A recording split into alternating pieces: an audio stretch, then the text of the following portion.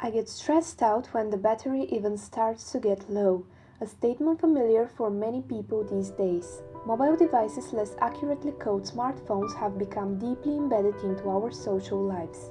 We use them on our daily commute, in the evening, or like one-third of us, even before leaving the bed in the morning, from 10 to 200 times a day.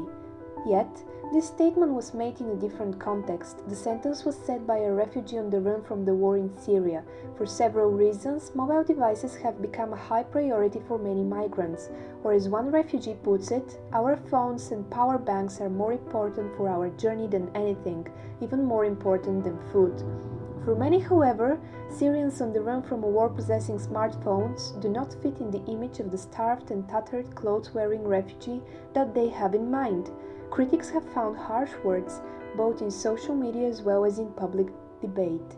In this video, we are going to explore how refugees use their mobile devices, how the public has reacted both in criticism and support, and what the next developments might yield.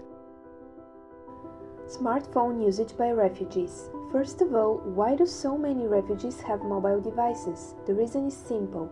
Before the war, Syria's GDP was higher than Egypt's. The country had a mobile phone penetration of 87 per 100 people. Phones are also small. When you have to leave most of your belongings behind, you can take a mobile device on the boat with you. Why are mobile devices so important to the refugees? Smartphones are empowering migrants to make smarter decisions, transforming the way they get help. Refugees use their mobile devices for a variety of purposes. In the following 60 seconds, we are going to highlight the most important aspects. Communication. Via their mobile devices, refugees access social media like Facebook or apps like WhatsApp, Viber and Skype to talk to people across other cities. Organization and orientation. Apps like Google Maps help refugees orientate, WhatsApp is being used to contact the authorities, Facebook to find traffickers' phone numbers. Dissemination and reception of information.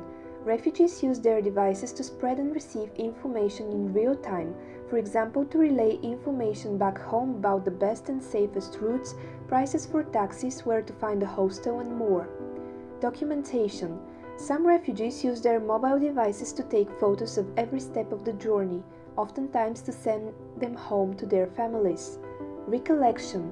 Syrians who have experienced loss, either their beloved or their belongings, use their devices to store and call up photographs of what they have lost.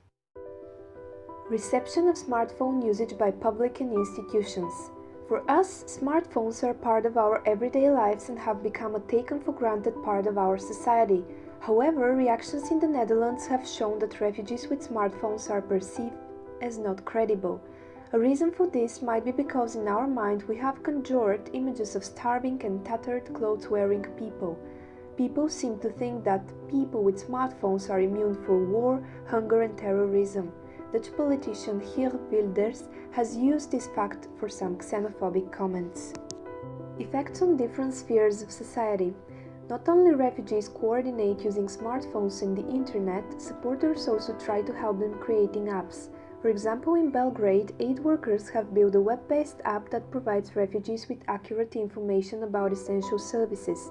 When they log into a Wi-Fi hotspot, they are redirected to the page which lists the correct costs of taxis, toilet locations, where to buy food and other useful information.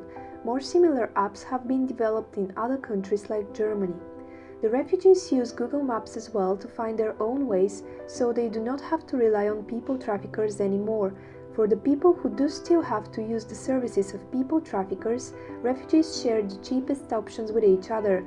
Unfortunately, a lot of people try profiting off of refugees' plights, for example by charging $20 for cell phone SIM cards that are worth just $1. More than 1 billion people around the world rely on smartphones and their ubiquitous messaging and social media apps, and now even more so when thousands of people who are fleeing war in the Middle East and Africa. As a commentator noted, technology has transformed this 21st century version of a refugee crisis.